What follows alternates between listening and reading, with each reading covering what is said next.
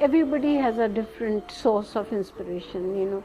I take it from life, day-to-day life, what happens to me, because I am the experiencing person, and that experience comes out on the work. I've experienced this world through a woman's body. So my work will have a lot of things which interpret any experience through a woman's idea. So sometimes you're impressed with your pain, sometimes you're impressed with the gain. So you know that becomes the source. And sometimes you just see the situation and see the ambiguities. So my work will tend to give you a little bit of humor. Most people call it cynicism. There is a hairline difference between cynicism and humor. My grandfather was a big man. My father opted not to take a single penny from him, and he led a very bohemian life. But I loved my grandfather. He gave us such wonderful times, and he loved us so much. I'm the first grandchild in Punjab, where I'm born, Hoshiarpur. He built a huge haveli, and the walls around that whole farmhouse, they were so big for us. It was a wall which separated our world from the outside. It was a protection wall, and we had scribbled. All children love to do that. And farmhouse had so much wall area. And when we went after 15 years, I found the same scribblings. I found almost everything. Only my grandfather was missing. And it was the time which was looking at me with the blank eyes and say, "So Anupam, what do you think?" There used to be fields outside. In the master plan, the road had to cross through our farm because government had to take that land from us. Walls didn't have the same meaning. Nobody wanted to peep into somebody else's privacy, so it was a different thing. This woman, they talked about her being a widow woman because they said, this is a dead man's body. You will see a leg on leg. A dead man never has this. So I just was conscious about it.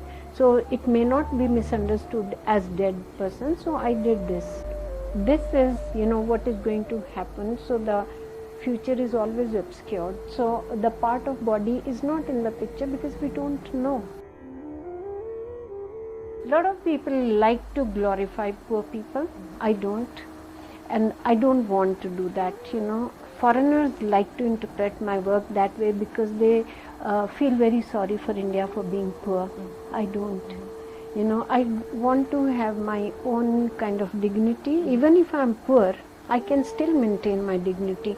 One person may be very rich, but may not have at all dignity and that similar feelings for others. They will, they become condescending, which is very, very difficult for me to accept. Because, they are in the street and they are nude, so people would think they are poor. Women tend to become objects sometime, and they begin to enjoy. Not only enjoy, they begin to encash, and they get busy with collecting materials. So marbles, if you see, are materials. They're all busy with collecting, the ominous form of a dog in the corner. It's the watchdog who just is wondering what's happening. This woman was wronged by the society which is just close to her.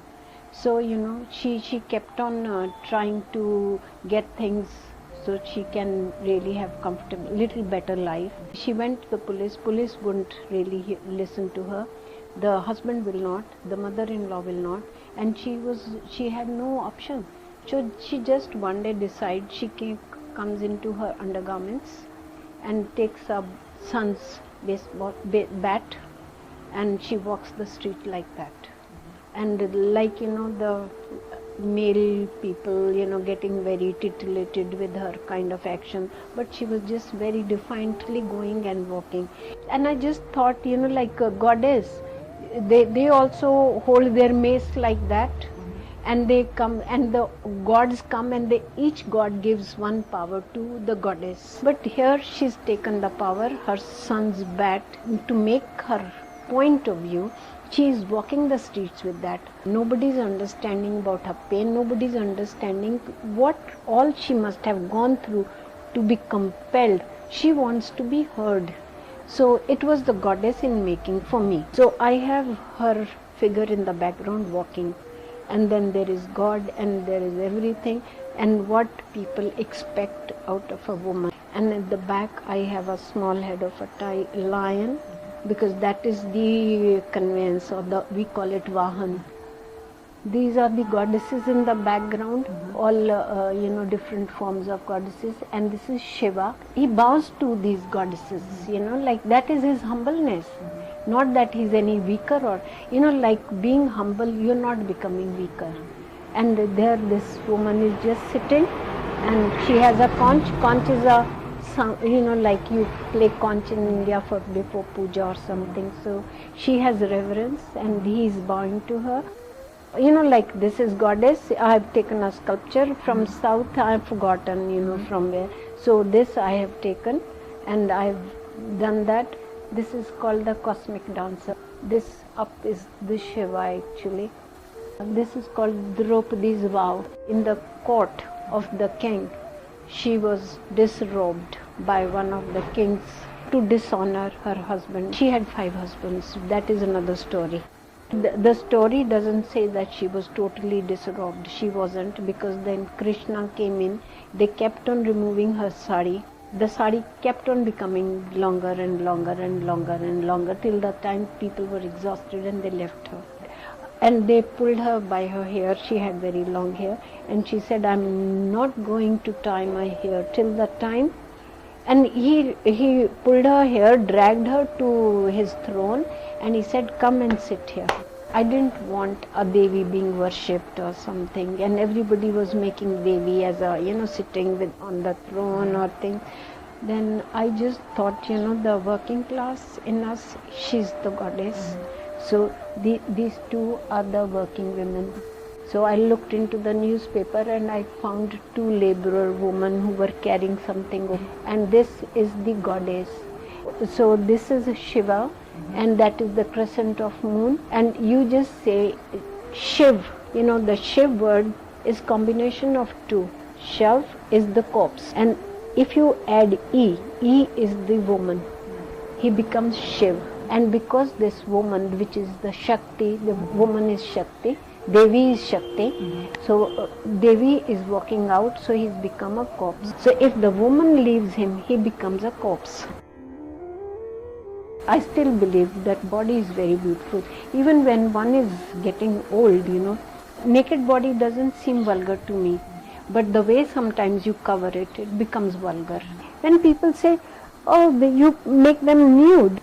If you dress up a person, immediately you begin to, your mind begins to relate it with some culture, gender, so many things. I thought, I am tackling with universal kind of statements and universal situations. I didn't want to limit myself to being Indian, because I wasn't talking about Indianness. I was talking about humanness. I was talking about man-woman relationship, man-man relationship, or woman-woman relationship, which didn't have to have any nationality, any religion, nothing of that thing had to come in between. These are 2 women, one older, one younger. They're sitting, because I went through this kind of experience. I was the older woman. So, though younger woman was smarter, they came, but ultimately, she started taking advice and she started, so it was a dialogue, aging gives you some experience.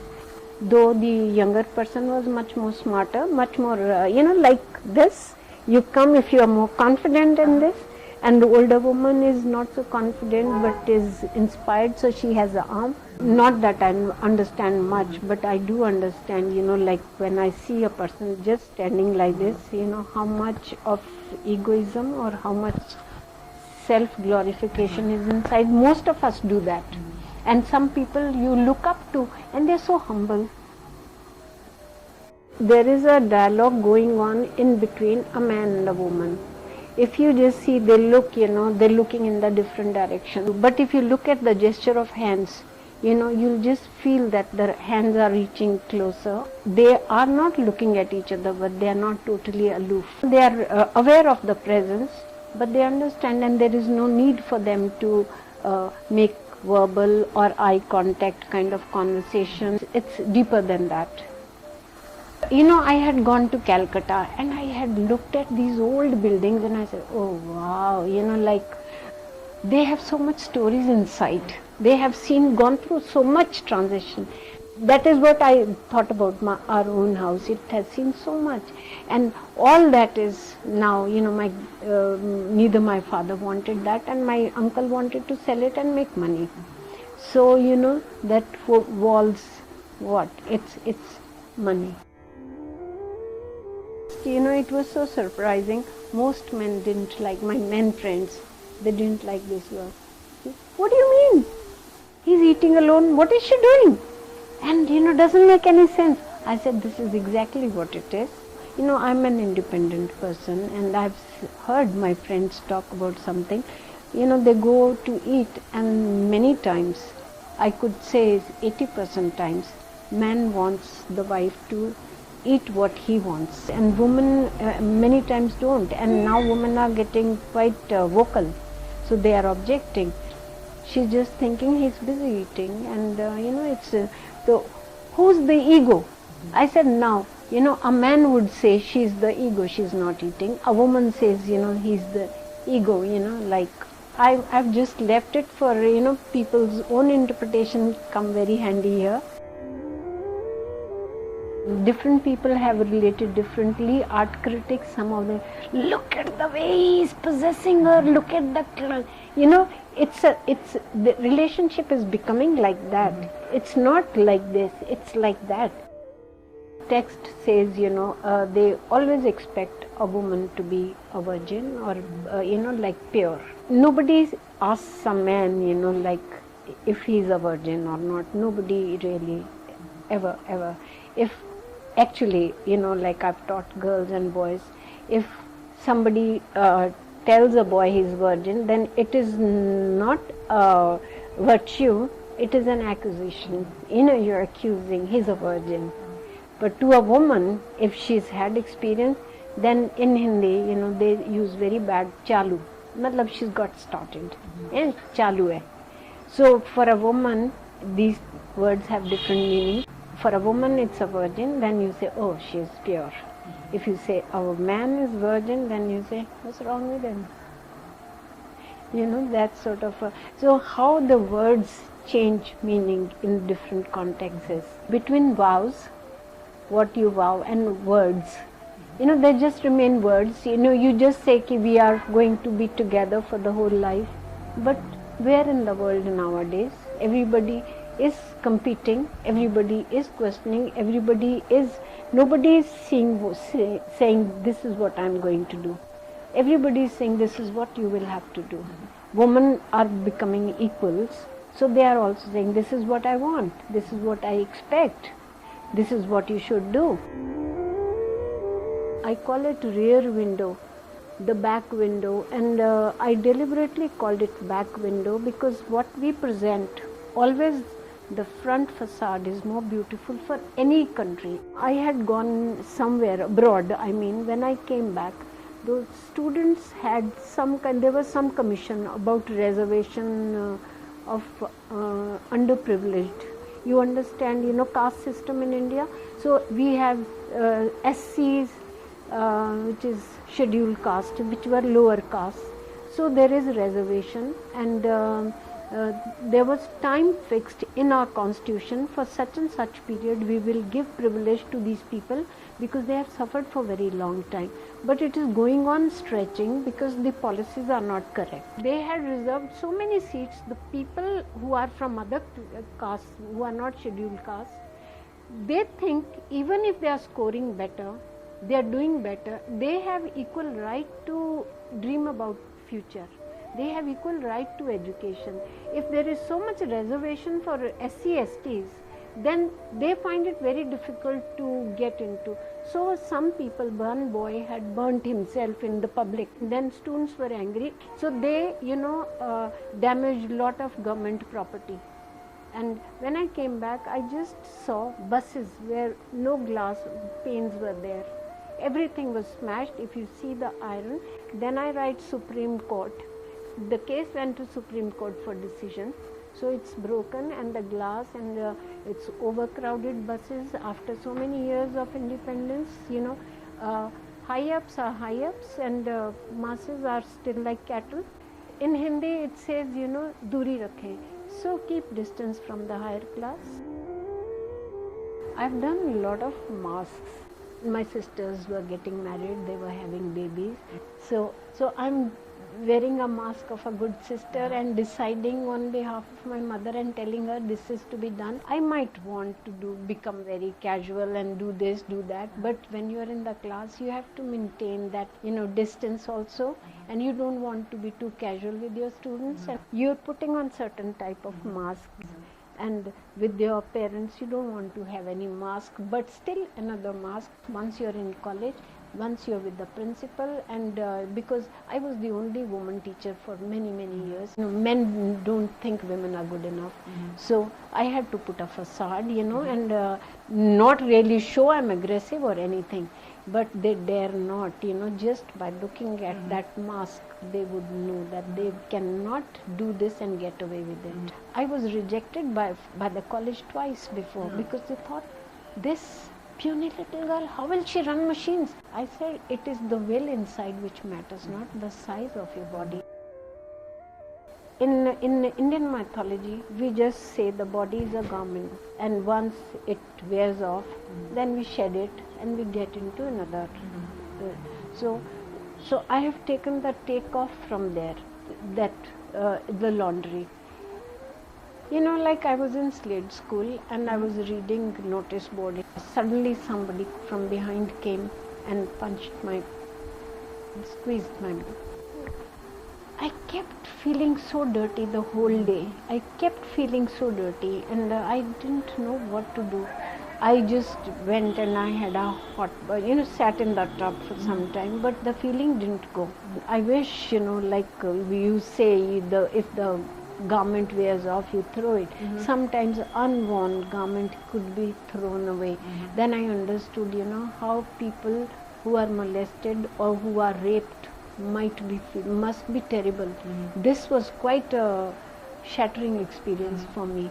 So that is what encouraged me, that you are watching the bodies where, bodies are taking their own forms and they are having a chat with you. This garment is rebuking me. Is telling, come on, after all it's just a body, and like your soul is still intact.